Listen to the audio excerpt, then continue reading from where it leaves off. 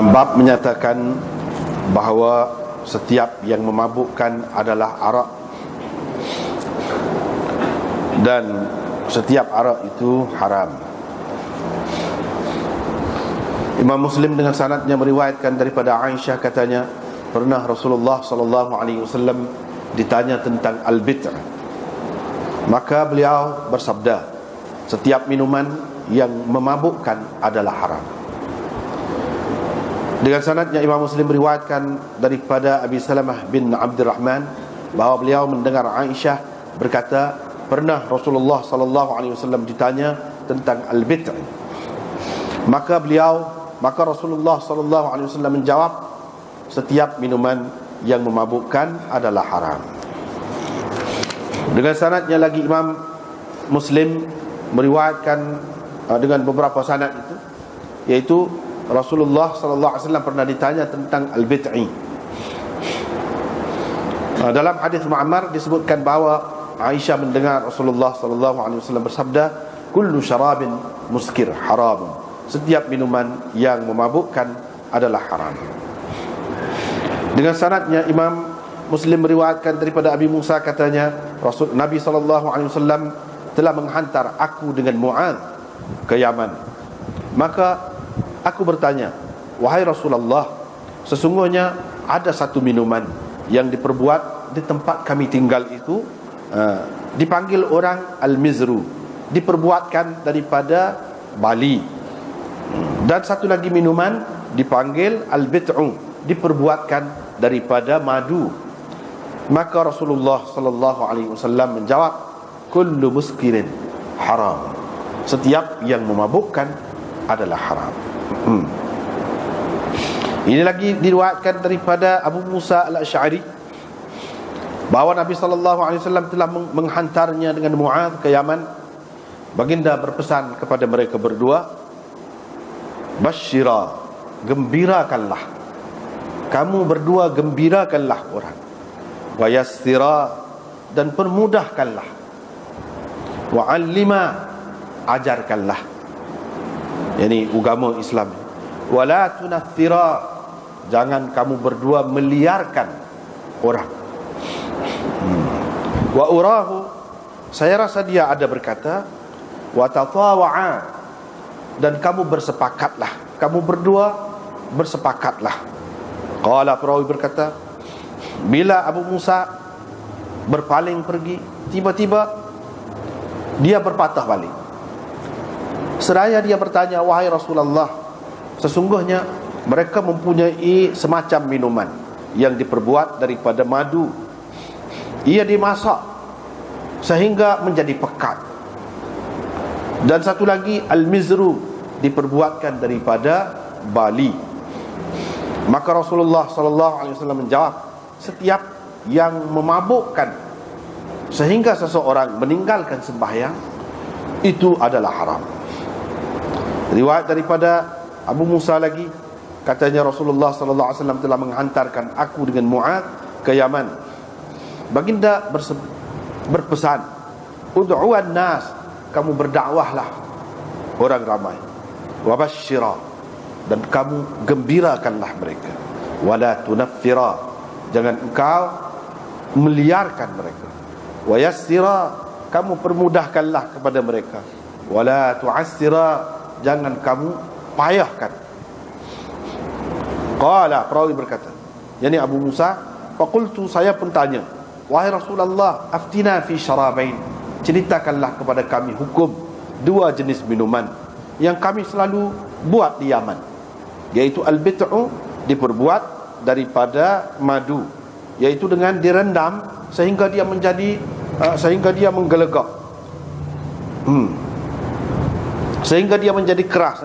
Wal mizru, yaitu diperbuat daripada jagung dan bali, yumbadu, direndam sehingga dia menjadi keras. Qala, perawi berkata, Rasulullah SAW dikurniakan kemampuan untuk mengucapkan ucapan yang banyak menggunakan bahasa yang ringkas, terutamanya di hujung-hujung percakapan. Di hujung-hujung percakapannya, maka baginda bersabda, aku melarang daripada setiap yang memabukkan, yang menyebabkan seseorang itu meninggalkan sembahyang. Dengan sanadnya, Imam Muslim meriwayatkan daripada Jabir bahawa ada seorang lelaki datang dari Jaishan. Jaishan itu adalah satu tempat di Yaman. Dia pun bertanya Nabi SAW tentang minuman yang mereka minum di bumi mereka itu diperbuat daripada jagung. Orang panggil ataupun dipanggil al-mizru. Nabi SAW bertanya dia, awa muskirun huwa, adakah ia memabukkan? Orang itu menjawab, ya. Rasulullah SAW bersabda, setiap yang memabukkan adalah haram. Sesungguhnya Allah menjamin untuk yani Allah inna 'ala Allah azza wa jalla ahdan. Allah telah pun berjanji, bukan menjamin, Allah azza wa jalla telah pun berjanji untuk orang yang meminum sesuatu yang memabukkan, untuk memberinya minum tinatil khabal. Allah berjanji akan memberi minum kepada orang, akan memberi minum tinatil khabal kepada orang yang meminum sesuatu yang memabukkan. Begitu. Mereka pun bertanya, wahai Rasulullah, apa itu tinatul khabal itu? Nabi SAW menceritakan, yaitu peluh ahli neraka ataupun usarah. Usarah samalah, makna dia sesuatu yang diperah, sesuatu yang diperah jadi tubik, itu usarah. Ataupun sesuatu yang di mesin kau macam-macam tebu tu, air dia tubik. Maksudnya peluh lah di sini. Peluh ahli neraka. Yani Allah SWT berjanji akan memberi minum peluh ahli neraka kepada orang yang minum perkara ataupun benda-benda yang memabukkan. Dengan sanadnya, Imam Muslim meriwayatkan daripada Ibnu Umar, katanya Rasulullah SAW bersabda, setiap memabukkan adalah khamrun, dan setiap memabukkan adalah haram. Sesiapa yang meminum arak di dunia ini lalu dia mati dalam keadaan dia menagihnya, yudmini, dalam keadaan dia menagih arak, dan dia tidak bertaubat, lam yashrabha fil akhirah, di akhirat nanti dia tidak akan dapat meminumnya.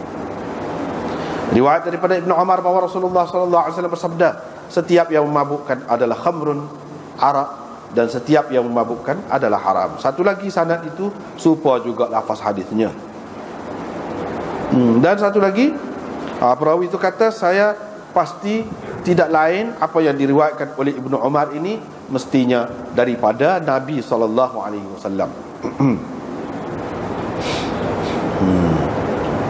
Yaitu Nabi SAW bersabda, setiap yang memabukkan adalah khamrun, dan setiap khamr itu adalah haram. Ini bab siksaan atau hukuman kepada orang yang minum arak apabila dia tidak bertaubat daripadanya, bahawa dia akan dihalang ataupun terhalang daripada meminumnya di akhirat nanti.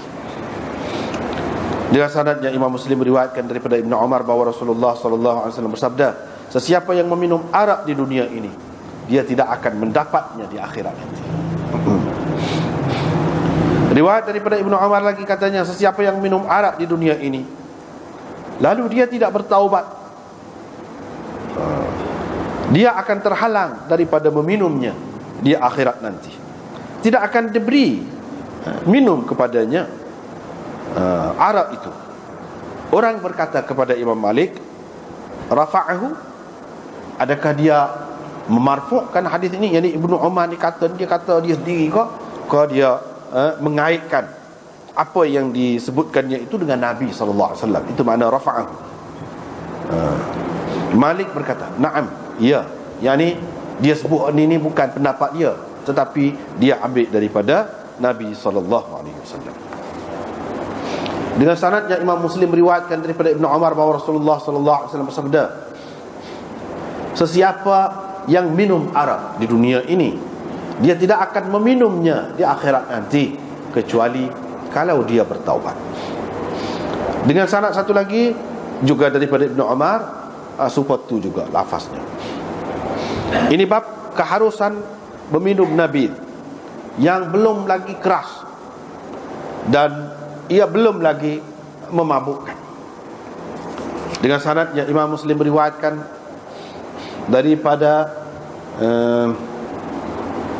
Yahya bin Ubaid Abi Umar Al-Bahrani, katanya, saya telah mendengar Ibnu Abbas berkata, Rasulullah SAW dibuat nabid untuknya, disediakan nabid untuknya di awal malam, dan dia minum pada keesokan paginya atau pada malam berikutnya dan pada hari berikutnya, dan seterusnya malam berikutnya, dan seterusnya keesokannya pula, hingga ke waktu asar.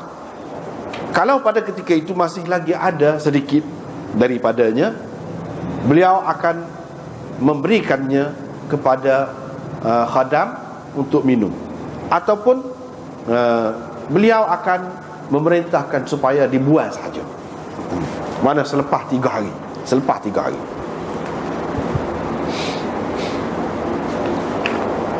Dengan sanadnya juga daripada Yahya Al-Bahrani tadi, dia kata mereka menyebutkan tentang nabid di hadapan Ibnu Abbas, maka Ibnu Abbas berkata, Rasulullah SAW juga selalu dibuat nabid untuknya di dalam gereba.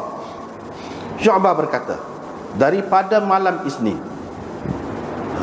mana mula dibuat, beliau minum pada hari Isnin, hari Selasa hingga ke asar, dan hari Selasa hingga ke asar. Kalau selepas itu ada lagi yang berbaki daripadanya, sedikit sebanyak, dia akan memberi kepada khadam untuk meminumnya ataupun akan menuainya. Dia leraklah, cuah. Riwayat daripada Ibnu Abbas lagi, katanya Rasulullah SAW direndamkan untuk baginda buah zabib. Dia meminumnya pada hari itu, dan pada keesokan harinya, dan pada hari yang keduanya, hingga ke petang hari yang ketiga. Selepas itu beliau Nabi SAW akan menyuruh supaya diberi minum kepada orang lain, ataupun dibuangkan, dituangkan, dibuanglah. Riwayat daripada Ibnu Abbas lagi, katanya Rasulullah SAW dibuat nabid untuknya dengan direndamkan buah zabib di dalam gereba. Nabi SAW meminumnya pada hari itu, dan pada keesokan harinya, dan pada hari seterusnya. Bila tiba hari ketiga, petang hari ketiga, syaribah, Nabi SAW meminumnya lagi, dan dia memberi minum kepada orang lain juga. Kalau selepas itu masih lagi ada sedikit sebanyak daripadanya, ahraqahu, dia akan menuangkannya, membuangnya. Riwayat daripada Yahya Abi Umar An-Nakhai, katanya ada segolongan orang bertanya Ibnu Abbas tentang menjual, membeli dan berniaga arak. Ibnu Abbas pun bertanya, adakah kamu ni orang Islam? Kamu orang Islam kah? Mereka jawab, iyalah. Ibnu Abbas kata, tidak boleh menjual, membeli dan berniaga arak, tak boleh. Qala, perawi berkata, mereka bertanya pula dia tentang Nabi. Dia pun kata, Rasulullah SAW pernah keluar dalam satu perjalanan, kemudian dia balik. Beberapa orang daripada sahabatnya telah pun merendam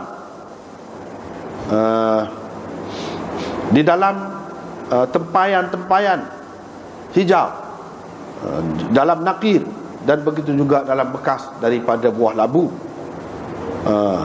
Bila Nabi SAW balik, dia pun memerintahkan supaya dibuang semua. Kemudian Nabi SAW menyuruh supaya merendam di dalam gerabah. Faju'ila fihi zabib wa ma, maka dibubuhlah, dimasukkanlah ke dalam gerabah itu buah zabib dan air. Faju'ila minal lail, semalaman direndam. Pada keesokan paginya Nabi SAW minum pada hari itu, dan pada malam seterusnya, dan seterusnya pada hari berikutnya lagi, sehingga petang. Nabi SAW masih duduk minum lagi dan bagi minum kepada orang. Bila hari seterusnya, Nabi SAW menyuruh orang supaya buang, tak baki lagi tu. Dengan sanadnya, Imam Muslim meriwayatkan daripada Thumamah bin Hazn Al-Qushairi, katanya, saya telah bertemu dengan Aisyah. Saya bertanya dia tentang Nabi. Aisyah pun panggil seorang gadis Habasyi, seorang gadis daripada Habasyah. Aisyah pun kata, tanya dia ni, sebab dialah yang selalu buat Nabi untuk Rasulullah sallallahu alaihi wasallam. Habasyiyah itu pun royak. Dia kata, aku selalulah buat Nabi untuk Nabi ni dalam gerabah pada waktu malam, dan saya ikat molek bekas tu dan gantung gerabah tadi. Pagi besok Nabi SAW minum. Riwayat daripada Aisyah lagi, riwayat daripada Hasan Basri, daripada maknya, daripada Aisyah. Yani mak Hasan Basri meriwayatkan daripada Aisyah, katanya, kami selalu membuat Nabi untuk Rasulullah di dalam satu gerabah yang diikat bahagian atasnya, dan di bahagian bawahnya ada lubang. Kami rendam sepagi. Nabi SAW minum pada waktu petangnya. Kalau kami merendamnya pada waktu petang, pada keesokan paginya Nabi SAW akan meminumnya. Riwayat daripada Sahal bin Sa'ad, katanya, Abu Usaid As-Sa'idi menjemput Rasulullah SAW dalam kenduri kahwinnya. Maka isterinya pada hari itu yang melayan mereka, menjadi pelayan kepada mereka, padahal dia tu pengantin. Sahal berkata, kamu tahukah apakah yang dia beri minum kepada Rasulullah SAW? Dia telah merendam beberapa biji buah tamar pada waktu malam di dalam satu bekas. Apabila Nabi SAW selesai makan, dia pun bagi Rasulullah SAW minum apa yang direndamnya tadi, air rendaman tadi. Riwayat daripada Sahal lagi, dia kata, Abu Usaid datang kepada Rasulullah SAW, fada'a Rasulullah, dia pun pergi jemputlah Rasulullah SAW, supaya tak adil juga jemput. Tapi dalam riwayat ini tidak pula disebutnya bila Nabi SAW makan, bini dia tu pun bui minum kepada Nabi air yang direndam tadi, tak ada sebut. Riwayat daripada Sahal bin Sa'ad lagi, hadis tadi juga, dia kata dalam satu bekas daripada batu, satu bekas batu. Bila Rasulullah SAW selesai makan, amathathu, dia pun amathathu, dia salah satu maknanya dia ramah, dia meramas apa yang ada di dalam bekas tadi. Satu lagi maknanya dia kocok-kocok gitu, dia mengocok bekas tadi, supaya yang mendap di bawah tu naik betul-betul betul-betul ke atas. Fasaqathu, dia pun bagi minum kepada Rasulullah. Khusus dibuatnya minuman itu untuk Nabi SAW. Riwayat daripada Sahal bin Sa'ad lagi, katanya, disebutkan kepada Rasulullah SAW seorang perempuan Arab. Rasulullah SAW pun suruhlah Abu Usaid hantar orang pergi jumpa dengan perempuan itu. Abu Usaid pun hantarlah orang. Perempuan tu memari rekah ceritanya. Fanazalat, dia pun singgah di benteng Bani Sa'idah. Rasulullah SAW pun keluar sehingga sampai dekat perempuan itu. Dia pun masuklah, jumpa dengan perempuan itu. Didapatinya perempuan itu sedang menekurkan kepalanya, tunduk gitu. Bila Nabi SAW bercakap dengannya, terus dia berkata, aku berlindung dengan Allah darimu. Nabi SAW pun terus jawab, aku telah a'adtuki minni, aku telah melindungi engkau daripada diriku. Faqalu, mereka berkata kepadanya, kamu tahukah siapa dia? Perempuan itu kata, tak tahu. Faqalu, mereka pun kata, itulah Rasulullah datang untuk meminangmu. Qalat, perempuan itu pun berkata, akulah orang yang paling malang. Qala Sahlun, Sahal berkata, Rasulullah SAW pun pada hari itu mari keluarlah, sehingga dia duduk di balai Bani Sa'idah. Dia dengan sahabat-sahabat dia duduk situ. Kemudian dia pun kata, asqina, waktu ambil air itu, bagi minum air itu, dia kata kepada Sahal. Sahal pun kata, saya pun keluar ada air dalam bekah ni mangkuk ni, kata dia, saya keluar air dalam bekah air, saya pun bagi minumlah kepada mereka dalam bekah.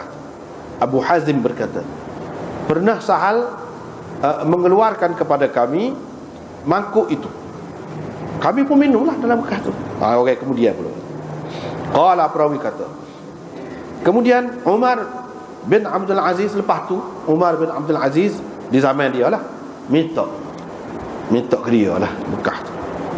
Gapo dia di sana, mangkuk sana. Abu Hazim pun bagi ke dia. Wa fi riwayat Abi Bakar, dalam riwayat Abi Bakar bin Ishaq, dia kata, bagi minumlah kepada kami. Wa mari minuman tu, wahai Sahal. Tadi dia kata bagi minum tu, wa mari minuman tu, dia kata gitu kepada Sahal. Ni wahai Sahal. Itu bezanya. Riwayat daripada Anas katanya, saya telah memberi minum kepada Rasulullah sallallahu alaihi wasallam dengan mangkuk saya ini segala macam minuman. Madu, nabi, air dan susu. Kalau bekah ni, itulah. Beberapa riwayat yang kita baca malam ni panjang juga. Hak mula-mula tu menyatakan bahawa setiap yang memabukkan adalah haram. Dalam setengah-setengah riwayat yang kita baca tadi, setiap yang memabukkan adalah khamrun, dan setiap khamr itu adalah haram. Dan itulah tajuk yang dibuat oleh Imam Nawawi bagi bab ni. Dia ambil daripada lafaz salah satu hadis yang kita baca tadi. Tetapi kebanyakan hadisnya menyebutkan setiap minuman yang memabukkan, seperti hak riwayat mula-mula tu, hak datah tu. Setiap minuman yang memabukkan, kullu syarabin askara fa huwa haram. Sebab dalam Sahih Muslim ni, hak utama hadis dia kena tengok hak mula-mula tu, hak dekat dengan bab tu mula-mula. Hak ujung tu dia tak berapa kemah. Tu dia tak berapa kemah. Supaya hak awal itu kaedahnya. Dengan sebab itu Imam Abu, baru ni kita bincang dah panjang dah, Imam Abu Hanifah kata hak selain daripada gapo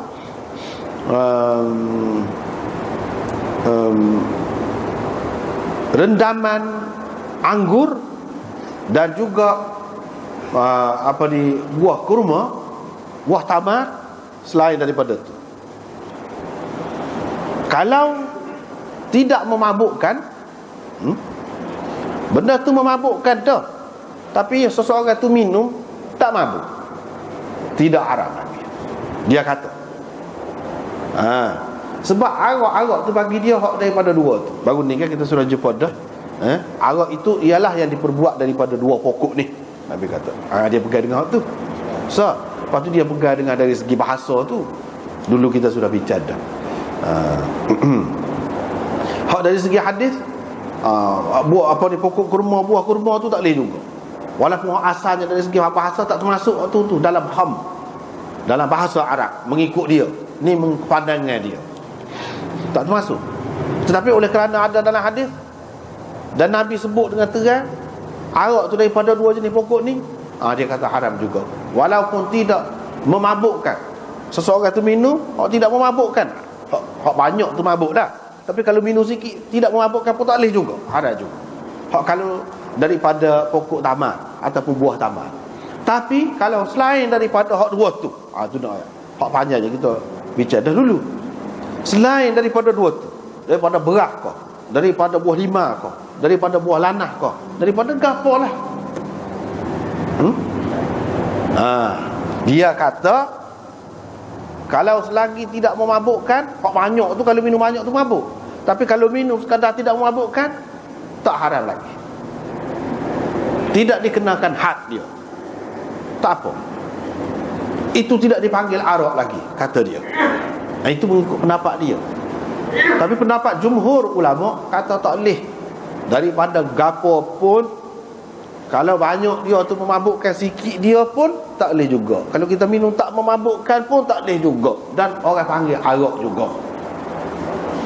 Jumhur ulama, termasuk anak murid dia. Anak murid dia pun tak terima hak dia. Tapi pendapat dia begitu, Imam Abu Hanifah. Dia faham mana? Cuba tengok sini. Orang tanya tentang bid'i, cuba kita perhati mula.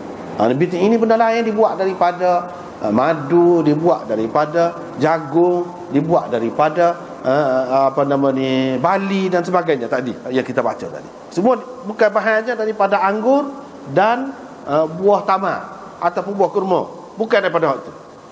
Apabila kita perhati hak ni, dia kata kullu syarabin askara fahuwa haram. Setiap minuman yang memabukkan, dia sebut dengan qaid memabukkan. Setiap minuman yang memabukkan. Minuman mana? Dalam kaedah bahasa Arab, itu isim nakirah. Selepas isim nakirah ada jumlah. Jumlah tu jadi sifat. Mana isim nakirah ni diqaidkan dengan sifat. Mana minuman hak lagu ni yang ada sifat ni, sifat memabukkan. Maknanya dia kata kalau tidak memabukkan, tidak haram. Sebab Nabi kata haram ni kalau memabukkan. Adapun minuman hak daripada anggur dan buah tamar tu kalau tidak memabukkan pun haram juga. Tu tak payah royak, tahu dah kata dia.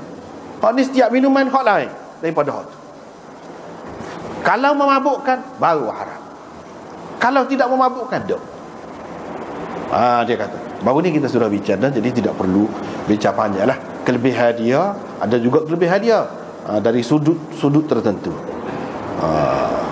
Antaranya yang kita sebut baru ni, iaitu dari sudut dakwah kepada orang yang biasa minum arak. Nak tengok sekaligus semua bentuk tak boleh. Mungkin susah. Tapi kalau kita nak pujuk dia, kita kata ada pendapat boleh. Misalnya hak bukan daripada dua jenis tadi, hak lain. Tapi kamu biasa kan tahu, kamu minum sebanyak mana mabuk? Sebotol kata dia. Kalau sebotol besar ni mabuk. Kalau dua gelas tu saya tak mabuk lagi. Hak tak mabuk tu boleh lagi. Hak tak mabuk, selagi tak mabuk tu boleh lagi. Boleh jadi dia fikir bagus juga dia nak masuk Islam. Ada orang lagu tu kan. Ada orang tak saya masuk Islam kena sunat. Ada orang yang dia kata kelebihan Islam tu patut sunat je lah. Dia nak masuk Islam. Ada juga macam-macam orang ni. Jadi dari sudut dakwah kita kata mungkin boleh diambil kebaikan daripada pendapat Imam Abu Hanifah. Tapi dari segi lebih cermat kepada kita orang Islam, hak sudah daripada asal lagi tak perlu molek pakai hak jumhur ulama. Takut-takut melarat. Tak sah.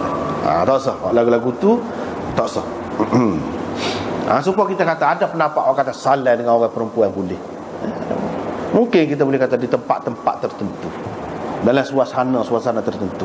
Dalam masyarakat kita ni yang sudah biasa dah faham berlaku dah, molek terus tak sah lah. Sebab apa? Kebanyakan ulama kata tak boleh. Baik kita pakai hak tu. Lebih baik, lebih cermat, lebih baik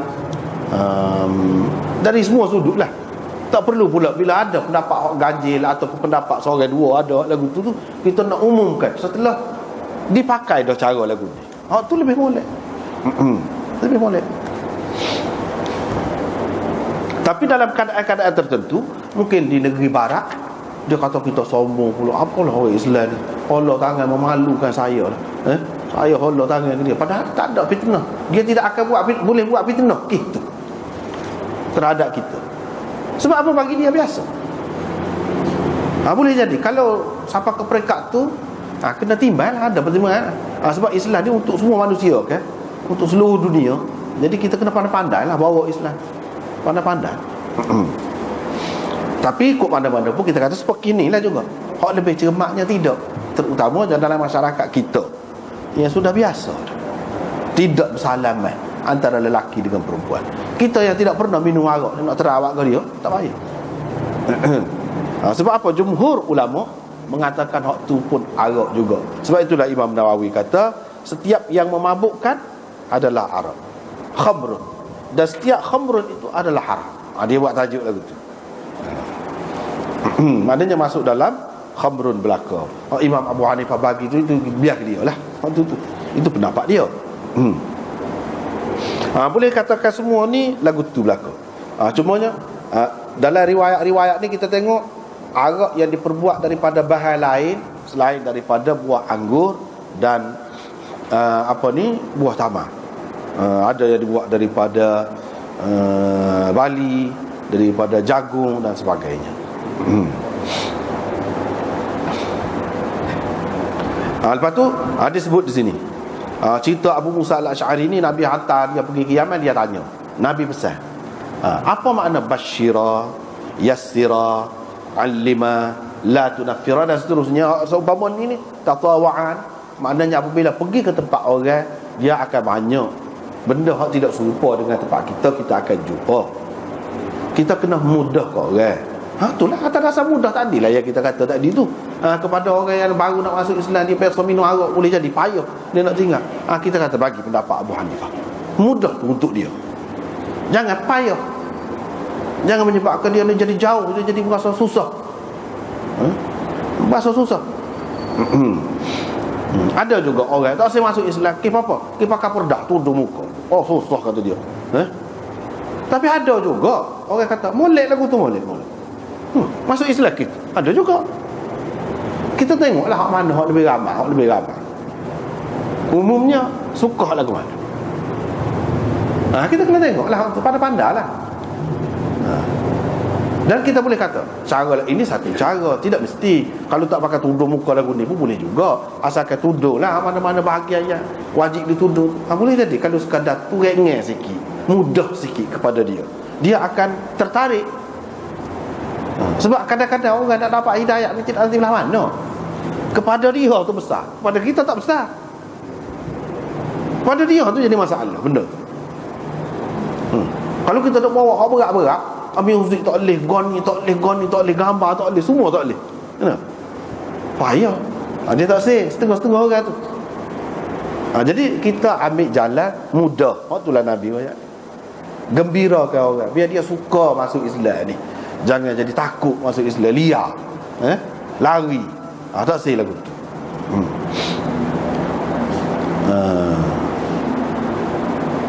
Itulah. Dan ada minuman daripada madu dimasak sehingga jadi pekat. Itu proses dia lah.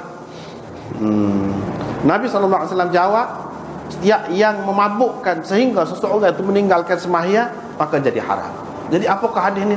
Kalau sampai peringkat tu, kalau tidak sampai peringkat tu tak apa? Tidak makna begitu. Mana hak utama dalam Islam ni sembahyang. Kalau sembahyang tu benda yang wajib lagu tu, benda yang tak boleh tinggal lagu tu, siapa orang tinggal tak khabar. Bukan dia tu. Bukan bermakna hak lain tak apa. Maksudnya tak boleh lah. Tak boleh. Haram. Kalau pun tak tinggal sembahyang, tak boleh juga. Dia sebut sembahyang tu nak mengisyaratkan kepada sesuatu yang penting dalam agama ni. Sesuatu yang penting, kira-kiranya dalam keadaan khabar, dalam keadaan sedar, seseorang Islam tu tidak akan meninggalkan sembahyang. Tiba-tiba kerana dia tak khabar saat ni, jadi tinggal sembahyang. Tak boleh lah buat benda lagu tu. Hak lain-lain tu lebih kurang serupa ya. Cuma jadi akhir ni ada dia sebut, Allah SWT sudah berjanji, siapa-siapa hak minum gapo-gapo yang memabukkan, dia akan beri minum kepada orang itu peluh ahli neraka. Saya dok boleh minum peluh ahli neraka, ataupun perahan ahli neraka. Perahan ahli neraka tu kira-kira kalau peluh kuat sangat kan, baju tu boleh peruh. Itu maknanya perahan, maksudnya peluh lah juga. Peluh ahli neraka. Itu akibatnya. Dengan sebab itu kita kata lebih moleknya tak usahlah ikut Imam Abu Hanifah tadi. Dia ahli ilmu ni, kadang-kadang dia royak saja, mengikut pendapat dia, kajian dia. Dia sendiri boleh jadi tak buat pun lagu tu. Itu kita kena faham. Bukan makna bila Abu Hanifah kata gitu makna mestinya dia buat. Tak mesti. Dia nak hasil kajian dia. Banyak benar lah kalau setiap kajian dia tu dia buat kan, nak kena buat. Tak mesti. Tapi dia kata boleh minum Nabi. Tu dalam bab akan datang Nabi pun minum, sahabat-sahabat pun minum. Tak boleh. Nabi bukan dengan makna arak tu. Tapi kalau dengan makna benda lagu ni, benda lagu ni tak boleh lah. Tidak bermakna dia tu dia sendiri tu minum walaupun dia berpendapat begitu. Hak moleknya kita tak salah lagu tu. Sebab apa? Sebab berat sangat seksaan ni. Lepas tu dalam hadis seterusnya hukuman kepada orang yang tidak minum, orang yang minum arak dalam dunia ni, iaitu dia tak boleh minum dalam syurga. Arak dalam dunia ni istimewa setara mana sangat. Kalau kata istimewa pun, lebih pun, mahal pun, tak ada nilainya kalau nak dibandingkan dengan hak dalam syurga. Rupanya dalam syurga ni mana hak mana dilarang dalam dunia ni, saya sok boleh. Tak tahulah babi, tak ada sebut pula. Tak ada sebut pula. Tapi kalau arak ada sebut. Pakai sutera dalam dunia tak boleh? Ada sebut. Boleh pakai, akan pakai dalam syurga. Pakai mah, gelang apa dalam dunia tak boleh, menyerupai perempuan. Saya tak boleh pakai. Ada hak tu. Babi tak ada sebut. Wallahu a'lam. Tak silap kita. Wallahu a'lam. Boleh jadi kalau kata tak ada tak boleh lah kita. Allah SWT boleh buat. Iaitu tak ada telio, tak ada telitah. Seperti mana orang sampai itu ada telitah kau nak makan benda hotline ni. Ada makanan hotline ni. Tak telitah. Tak telitah. Makanan hot ada sampai learn ni baru ada. Tak telitah dia. Hal itu tak boleh nak bayar. Boleh jadi. Boleh jadi juga Allah SWT bagi, boleh jadi. Tapi sifat dia tidak seperti dalam dunia dah lah. Seperti benda-benda lain lah. Boleh jadi berlaku. Tapi kalau arak ni sudah makan, sudah minum dalam dunia, tak boleh lah saya sebut. Tak boleh tu lagu mana? Di dalam bab seterusnya. Tak boleh tu dengan cara satu, macam-macam pendapat ulama. Dia tak akan masuk syurga. Kalau lagu tu berat benar dah. Sebab kalau masuk syurga, arak ni minuman syurga kan, salah satu hak istimewa. Dia tidak dapat, mana tak sempurna. Bila kata tak boleh minum arak dalam syurga tu bermakna dia tidak akan masuk syurga. Tu maksudnya. Nak ayat out tu sebenarnya. Sebab kalau masuk benda tu ada, benda tu istimewa nak kelih saja lagu mana. Tak pernah sama. Maknanya dia tidak akan masuk ke dalam syurga. Tetapi kalau kita ambil pendapat ni, dia jadi bercanggah dengan pendapat ahli sunnah wal jamaah. Sebab itu makna menyokong, menguatkan pendapat Khawarij dan Mu'tazilah yang mengatakan orang yang melakukan dosa besar, kalau minum arak ni dosa besar, mana sabarlah tak masuk dalam syurga semua. Tak boleh masuk syurga. Bapa tak boleh masuk syurga. Dia muka kafir. Melakukan dosa besar tu jadi kafir. Kalau Islamnya boleh masuk syurga, tak boleh masuk syurga, mana dia tidak Islam, jadi kafir. Parahlah, beratlah ke mana-mana pun. Kalau kita mengikut pendapat Khawarij dan Mu'tazilah, lagi berat, kafir. Kalau mengikut ahli sunnah, tak masuk syurga. Tak masuk syurga, dia beriman. Lagu mana? Itu muskil. Dengan sebab itu ulama-ulama mengatakan tidak, bukan begitu maksudnya. Ini jawapan ahli sunnahnya, iaitu tidak masuk syurga satu seperti orang-orang lain masuk syurga awal. Dia tidak masuk awal, masuk juga lewat. Tapi dia minum juga arak kemudian. Lambat adalah orang lain dulu lagi boleh. Yang keduanya, kalau kata tak masuk syurga ni maksudnya dia menghalalkan arak. Benda yang jelas haram dia menghalalkan. Maka dia jadi kafir lah. Dengan sebab tu dia tidak masuk dalam syurga tu. Itu ahli sunnah kata gitulah jawapan dia. Jawapan yang kedua. Yang ketiga, maksud tidak boleh masuk dalam syurga ni, tidak boleh minum dalam syurga ni, bukan dia tidak masuk dalam syurga, dia masuk tapi dia tak boleh minum.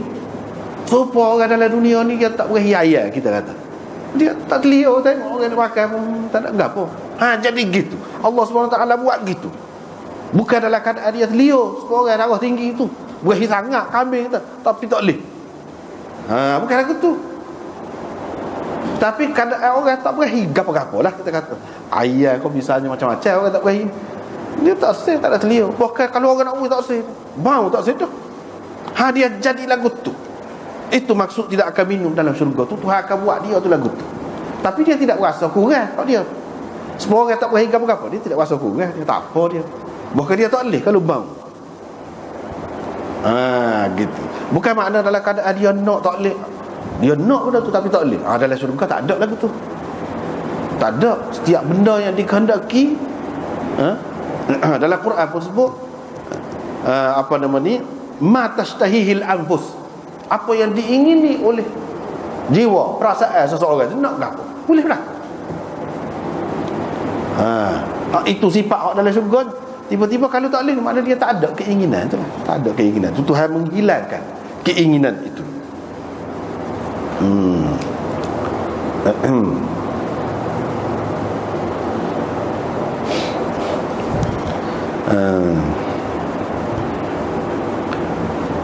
Itu akibatnya. Dengan sebab tu kita kata tak usahlah pakai Imam Abu Hanifah tadi. Tak usah. Sebab apa? Takutnya cumanya dia ada pendapat dia tu, kalau orang buat pun dia adalah tu keringanannya. Tidaklah jadi hukuman sampai ke peringkat ni, tapi bimbanglah, baik tak usah lah, kita kata gitu. Kalau termasuk dalam hak ramai-ramai tu kata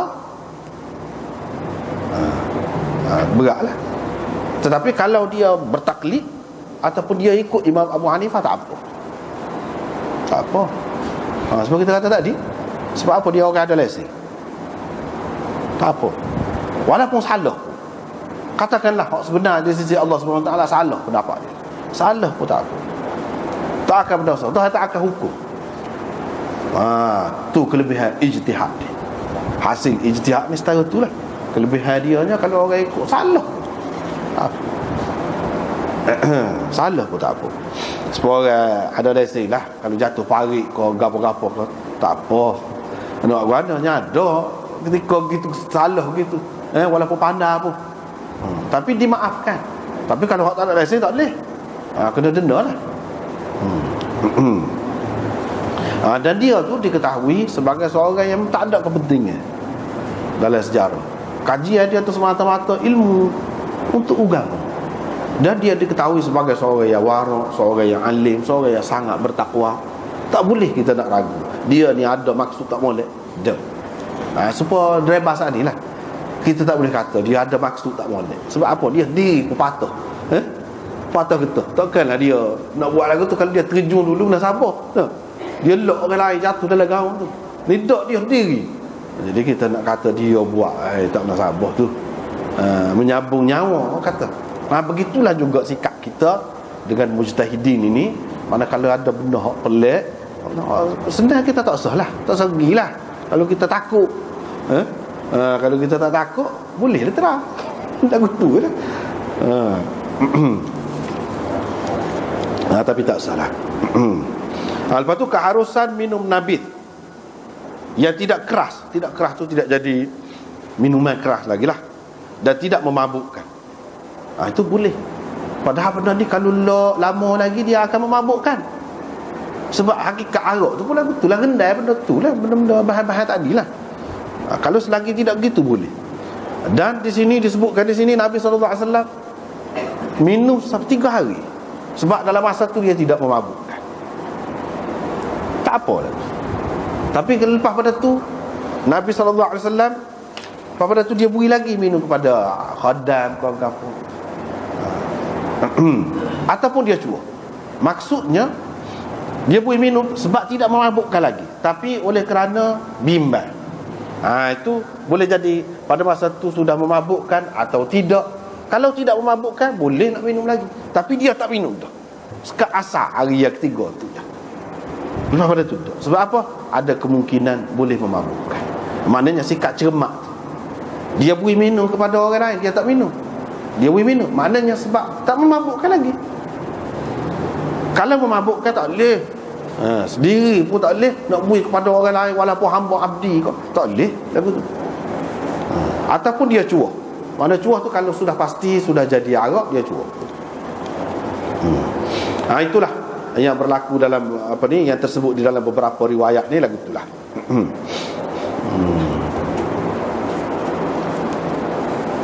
Hal lain-lain tu lebih kurang.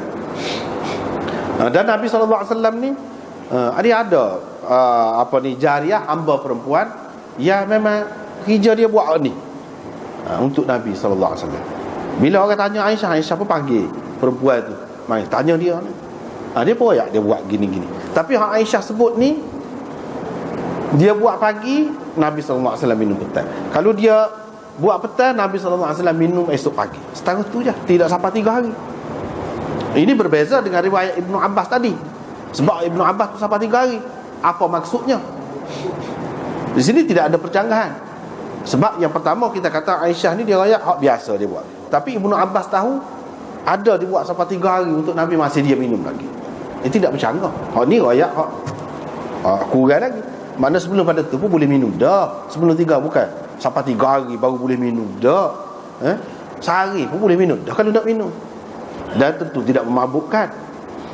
Ini satu penyelesaian. Penyelesaian yang keduanya, nak suruh tidak jadi bercanggah dengan riwayat tadi, iaitu hak dalam riwayat Aisyah ni menyatakan keadaan tertentu. Mana boleh jadi benda ni dalam keadaan tertentu dia lebih cepat jadi memabukkan. Dalam keadaan itu sekat sehari je. Tapi dalam keadaan kalau tak simpan lama pun tidak memabukkan lagi, boleh jadi sampai 3 hari. Gitu. Itu cara untuk jamak, orang panggil, untuk kompromikan di antara dua hadis ini. Tetapi yang jelasnya seperti yang pertama tadilah, yang biasa dibuat Nabi minum. Kalau buat pagi dia minum petang. Kalau petang dia minum pagi. Tapi ada juga mana sampai 3 hari. Itu paling lama. Nak rayaknya sesuatu yang direndam dalam air ni kita boleh minum paling lamanya selama tu lah. Lepas pada tu tak molek dah lah. Tak molek. Walau bagaimanapun kalau selagi tidak memabukkan boleh. Di sini kalau memabukkan tak boleh lah. Misalnya musim panas kau cepat jadi masak, cepat jadi arak, boleh jadi. Awal lagi daripada tu, dia tidak bergantung kepada bilangan hari itu nak ayatnya. Dia bergantung kepada perubahan, sehingga memabukkan. Kalau memabukkan tak ada siapa sehari pun tak boleh. Tidak bergantung kepada bilangan hari itu, sesuatu yang direndam tadi. Katakanlah mana sekarang ni orang proses cepat boleh jadi arak, tak ada siapa selama tu, tak boleh juga. Tak boleh juga. Tak apalah. Lepas tu cerita Abu Usaid As-Sa'idi dalam majlis perkahwinan dia tu, dia jemput Nabi SAW, bini dia sendiri jadi pelayannya. Ajo jamu orang, ajo boleh lagu tu, boleh. Tidak kata kalau jadi pengantin tak boleh nak sentuh dah, nak jadi jukaka langsung tak boleh. Ada tidak? Tak apa. Buktinya ni Nabi SAW tak larang. Dia tidak kata dia mau duduk situ. Tak boleh. Dia tak ada kata. Menunjukkan boleh. Pengantin tu sendiri boleh melayan. Dan di sini perempuan melayan lelaki. Ulama-ulama mengatakan ini semuanya pada ketika belum turun hukum hijab. Mana dia keluar pada masa tu tak ada hijab, boleh khidmat gapo tu dan aurat gapo suku hak kemudian tu tak ada lagi lah hukumnya pada masa tu. Tak apa. Adapun kemudian selepas daripada hijab boleh juga, tapi dengan berhijab lah, bukan tak boleh khidmat, bukan tak boleh layan orang perempuan, layan bubuh dalam gelah ke gapo-gapo, ataupun pelayan di kedai ke orang perempuan mari kepada orang lelaki, bukan tak boleh. Boleh, tapi dalam batas dia lah. Pada masa tu tak ada lagi hukum hijab. Ataupun maksudnya di sini hukum hijab tu sudah ada dah, tapi dia keluar dalam batasnya. Seperti sekarang ni boleh dia keluar tu untuk melayan sahabat-sahabat. Jadi dia cadar dah ke Nabi ni, dia perai air, dia rendam air Nabi ni semalam. Lepas tu esok bila Nabi selesai makan, dia buat tubik ke Nabi, bui Nabi SAW minum. Nabi minum. Gitu. Dalam hadis ni banyak pengajarannya. Antaranya ialah kita boleh cadangkan khusus antara ramai-ramai kita jemput tu, kita cadang untuk dia saja. Boleh, kalau tidak menyakiti orang lain, ataupun kita susu kita tak ayak, dan dalam keadaan tertutup kita beri khusus kepada dia, tak apa. Ataupun kalau kita maklum dah orang-orang lain pun suka juga, kalau buat khusus, cadang khusus benar nah, kita kata untuk dia, padahal orang lain pun makan dah tu, makan sok mudah, benda tu bukan benda pelik sangat, cumanya mungkin kepada Nabi ni istimewa. Jadi pokok dia pun tak ada berasa hati apa, bahkan suka baru. Kalau lagu tu tak apa. Tapi ulama-ulama fiqh kata, kalau orang lain kurang senang sikit pun dah tuai rumah nak lagu tu, tidaklah sampai terabai langsung orang lain tu, tidak. Tapi hak ni dia nak beri istimewa, tak apa lagi, tidak haram lagi. Itu keharusan, boleh untuk dia, boleh untuk dia. Hak semuanya jaga hatilah, jaga hati orang ramai ni. Tetapi nak ayatnya ada lagi kelonggaran di situ mengikut fiqhnya. Ulama-ulama fiqh mengatakan boleh lagi. Bahkan kita sediakan tempat khusus untuk orang tertentu, tak apa, boleh. Nabi SAW pun pernah disediakan lagu tu, dia terima, dia tidak kata tak boleh, jangan buat lagu ni. Tidak. Umpamanya ada di sini. Lepas tu akhir sekali cerita ni, hak ni cerita peristiwa hak perempuan ni, disebutkan perempuan, kata orang comel dia ni. Orang royak kepada Nabi SAW. Mengikut setengah-setengah riwayatnya, ayah dia tu sendiri pergi royak ke Nabi, tapi riwayat itu tidak sahih. Yang kata pergi tawarkan anak dia kepada Nabi SAW. Kalau tidak gitu pun, memang biasalah pada masa tu orang kenal kepada seorang pemimpin, terutamanya lebih-lebih lagi lah sebab Nabi ni nak buat menantu lah. Sebab kalau jadi menantu dia tu bukan anak-beranak dia tu saja, habis keluarga dia tu, masyarakat dia tu jadi mulia. Begitu keadaan masyarakatnya. Disebutkan perempuan kepada Nabi SAW, Nabi pun tak apa, terima. Dia pun hantar Abu Usaid, suruh pergi merisik lah, kita kata suruh pergi merisik. Tak apa lah, Abu Usaid pun suruh orang lain pula pergi. Sebab Nabi suruh Abu Usaid ni uruskan dengan menghantar orang pergi dengan. Dalam riwayat ni kira-kiranya merisik, tetapi riwayat ini bercanggah dengan riwayat Bukhari dan lain-lain lagi yang lebih sahih. Nanti kita tengok. Bila pergi, dia pun, perempuan pun setelah selesai semua, marilah dekat Madinah tu, duduk di benteng Bani Sa'idah. Nabi SAW pun pergilah, masuk jumpa dengan dia. Nabi SAW tengok-tengok, duduk terpekur, dia tunduk gitu. Bila Nabi SAW cakap dengan dia, dia pun kata, aku berlindung dengan Allah daripada engkau. Nabi SAW pun bila dengar begitu, Nabi kata, aku lindungi engkau daripada aku. Lepas pada tu orang pun tanya dia, adakah kamu tahu siapa ni? Apa jawab gitunya? Dia kata tak tahu. Orang pun kata, inilah Rasulullah SAW, dia datang untuk meminang engkau. Mana kalau dia kata, kalau lagu tu akulah orang yang paling malang, akulah orang yang paling malang. Cuba kita perhatikan riwayat ini duduk di hujung. Dalam bab ni duduk di hujung. Dia adalah sudut-sudut kelemahan dia, sudut percanggahan dengan riwayat lain yang lebih sahih. Misalnya di sini dia datang untuk meminang engkau, bukan untuk minang, nikah dah ni. Nabi masuk jumpa dengan dia ni, menikah dah ni. Dalam riwayat Bukhari ni, dan Nabi kecek dengan dia tu, Nabi kata, serahlah dirimu kepada aku. Dia pun kata, adakah seorang raja akan menyerahkan dirinya kepada orang rakyat biasa, orang biasa? Hal tahabul malikah nafsaha lisuqah, kata dia. Itu lafaz dia. Dia kata begitu. Dalam riwayat Bukhari dan lain-lain lagi hak lebih sahih. Apa ni? Di sini dia kata Nabi kecek ke dia.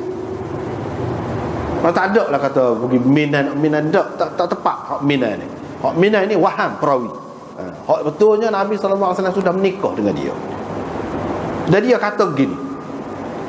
Lepas tu ada pula ceritanya, kononnya ini cerita tak betul.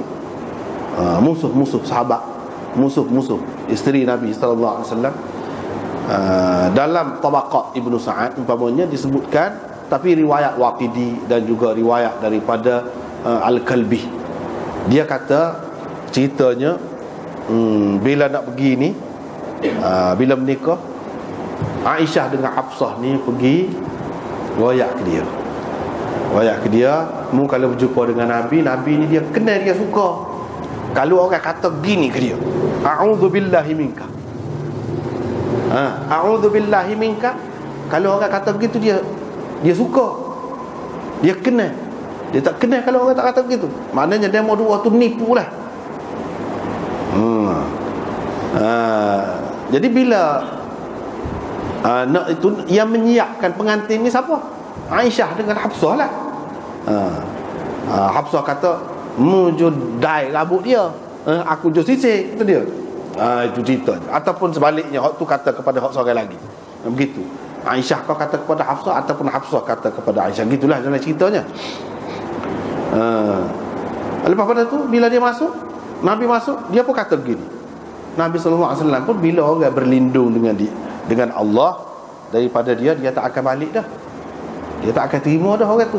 Maknanya itu hela ataupun perancangan jahat dua orang isteri Nabi, iaitu yang bernama Hafsah dan Aisyah itu, supaya dia ni tidak menjadi isteri Nabi. Dan dia ni perempuan ini dikenali dengan al-mar'atul jawniyah ataupun ibnatul jawniyah adalah dalam sirahnya. Nama dia mengikut riwayat Bukhari gaponya Umaymah binti Syurahil. Itu nama dia. Yang betulnya tidak begitu. Tak pernah sabah tu isteri Nabi sallallahu alaihi wasallam nak kata lagu tu. Tak pernah sabah. Lepas tu kalau kita tengok dalam hak dia kata tu, dalam riwayat yang sahih, dia kata seperti tadi, adakah patut seorang raja akan menyerahkan diri dia kepada orang biasa? Hak tu adakah dalam Aisyah ke Hafsah kata ajar dia kata gitu? Tak ada. Maknanya benda ni tak ada. Dia sendiri. Dia sendiri. Lepas tu dalam riwayat ni kita tengok, orang pun kata, mu tak tahu ke siapa ni? Takkan tak tahu. Kalau kata nak minan dengan siapa? Siapa mari nak minan? Kalau kata menikah, lagilah tahu. Takkan tak tahu. Lepas tu dia kata, akulah orang yang paling malang. Seseolah dia kata orang yang paling malang di situ selalu. Apa tadi dia kata begitu, dia tak khabar kau. Ni banyak kelemahan yang ada dalam riwayat ini. Dan riwayat yang seperti ini ada di hujung bab Sahih Muslim. Cuba perhati. Padahal hak dia menyesal ni kemudian hari pula, lama selepas pada tu, bukan selalu lepas pada tu. Dan ini bukan cerita minan, tak ada minan, nikah.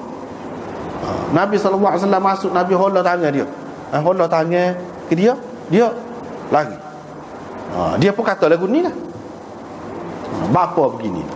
Ni satunya kita kena apa ni faham hak tadi, benda cerita tadi tak betul. Satu dari segi riwayat Waqidi ataupun Al-Kalbi tak lagi. Yang kedua dari segi dirayahnya, bini Nabi nak buat lagu tu apa. Hak lain-lain dia boleh terima molek. Lepas tu apa ya bini Nabi nak jadi juru andalnya? Tak ada kau keluarga dia tu wakil pokok dia nya. Apa hak ni pula? Tak pernah sabah tu. Dari segi dirayahnya kita tak boleh terima. Yang ketiganya, kita perhati pula